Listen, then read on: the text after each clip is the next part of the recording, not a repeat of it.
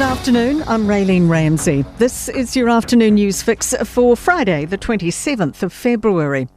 It's a no-go for swimming on Wellington's southern beaches again. 48 hours after Wellington's mayor went for a dip to prove the sea was safe, the southern coast has again been declared unsuitable for swimming. On Wednesday, the council announced the city's southern beach area could reopen after water testing deemed the area low risk. Tobias McIntosh reports. It had been off limits for weeks after a catastrophic failure at the Moore Point treatment plant sent raw sewage spewing into the sea. Now, after heavy rain in Wellington overnight, people are being advised not to enter the water as there may be an increase in bacteria and a high risk of illness.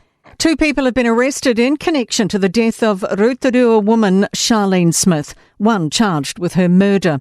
Smith's body was found at a worksite on Taihape Road on February 3rd. A 47-year-old man was arrested today and is expected to appear in Napier District Court tomorrow, charged with murder and injuring with intent. A 45-year-old man has been charged with accessory after the fact and is remanded to reappear in court next week.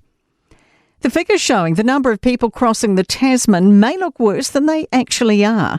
The latest Stats NZ data shows 48,000 departures from New Zealand to Australia in the year ending June 2025.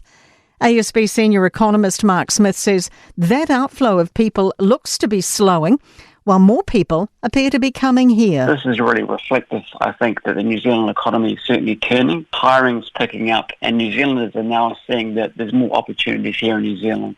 It appears summer's been cut short in a number of areas. A severe thunderstorm watch has been issued for inland Gisborne and Hawke's Bay, inland Bay of Plenty, the Rotorua, Taupō, Taihape and Taumaranui.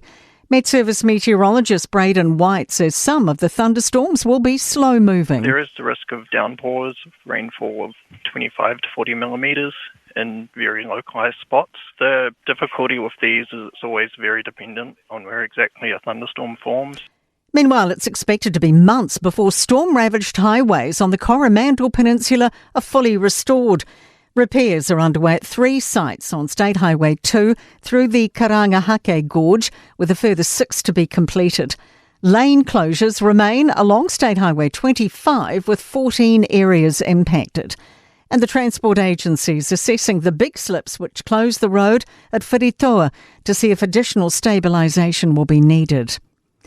And the weather's causing major problems across the Tasman again. A thunderstorm lashed Sydney last night with more than 40 urgent rescues from flash flooding. A town in Queensland received almost 60% of its annual rainfall in one day. And meteorologists say it's not over yet. To sport, All Whites captain Chris Wood is expected to return from injury by April, according to his English Premier League side Nottingham Forest, in good news for New Zealand's Football World Cup hopes. The Tall Blacks are 1 from 1 in their current road trip after beating the Philippines 69-66 in Manila as their qualifying campaign for basketball's World Cup next year continues. She's retired from international rugby to focus on starting a family, but Portia Woodman-Wycliffe has not closed the door on domestic games. That is your latest news fix. We'll be back with another update tomorrow morning from the Newstalk ZB newsroom.